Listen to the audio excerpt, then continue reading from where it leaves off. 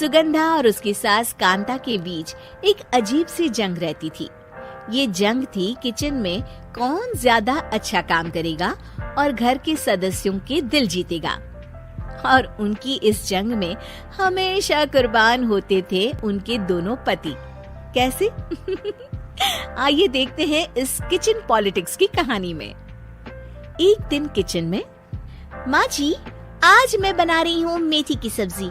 इस खाने से घर वालों के पेट की सारी समस्या खत्म हो जाएगी। और मैं बना रही हूँ तड़के वाली छाछ, जिसे पीते ही गैस की समस्या कभी नहीं होगी। दोनों अपने अपने खाने को लेकर टेबल पर पहुँच जाती हैं। तभी सुगंधा के ससुर उसकी बनाई सब्जी की तारीफ कर देते हैं। अरे वाह, मेथी की सब्जी भी बनी है, बड़ी ही स्वादिष्ट है। वाह बहू वाह। अरे बहू, लेकिन इसमें इतनी सारी मेथी बर्बाद करने की क्या जरूरत थी? देखिए माँ जी, ये तो वो मेथी है जो आप रात में भिगोकर सुबह उसका पानी पीती हैं, और जो मेथी फेंक देती हैं, उसी से मैंने ये सब्जी बनाई है। अरे वाह बहू, तुमने तो बड़ा ही समझदारी का काम किया। बस अब क्या था, कांता जी का तो मानो ये सुनकर खून ही सूख गया।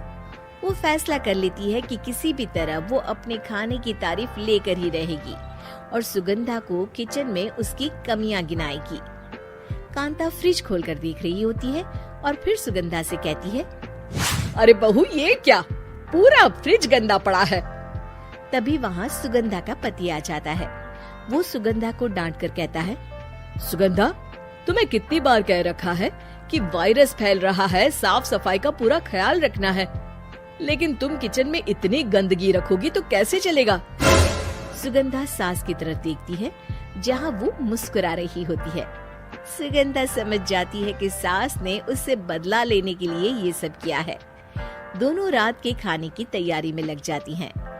दोनों ना एक दूसरे की तरफ देखती हैं और ना ही एक दूसरे से बातें करती हैं। रात को खाने की टेबल पर एक एक कर दोनों कई तरह के अलग अलग व्यंजन टेबल पर लगा देती हैं और अपने अपने पति के पास जाकर खड़ी हो जाती हैं। अरे खाइए जी खाइए, मैंने बड़ी मेहनत से बनाया है।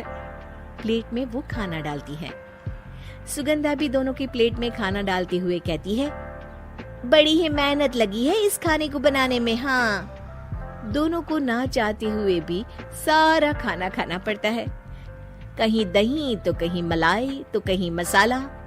और इन सब के बाद दोनों बड़ी ही मुश्किल से अपने कमरे में सोने जाते हैं।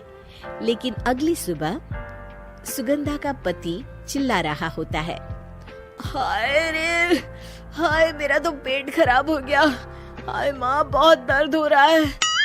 तो वहीं कांता के कमरे से भी कुछ ऐसी ही आवाज आने लगती है। हे भगवान, इस सास बहू की लड़ाई हमारी जान लेकर रहेगी। जाओ कोई डॉक्टर को बुला कर लाओ। डॉक्टर आते हैं।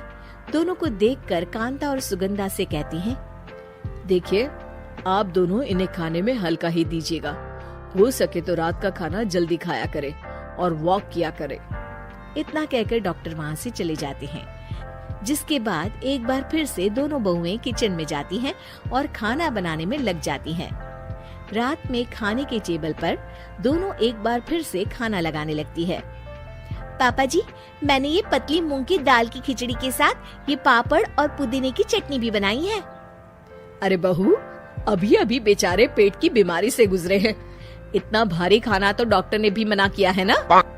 देखिए, मैंने आप दोनों के लिए सूप बनाया है। और दोनों उन लोगों की प्लेट में खाना डालने लगती हैं।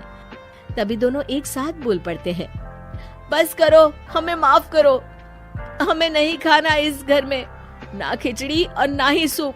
हम इंसान हैं, एक वक्त में एक ही खाना खा सकते हैं। बस करो, हमें माफ करो, हमें नहीं खाना इस घर में, ना खिचड़ी और ना ही सूप। हम इंसान हैं, एक वक्त में एक ही खाना खा सकते हैं। इतना कहकर वो दोनों वहाँ से चले जाते हैं। कहानी का अंत। आप लोग उम्मीद कर रहे होंगे कि अंत में सब ठीक हो जाएगा।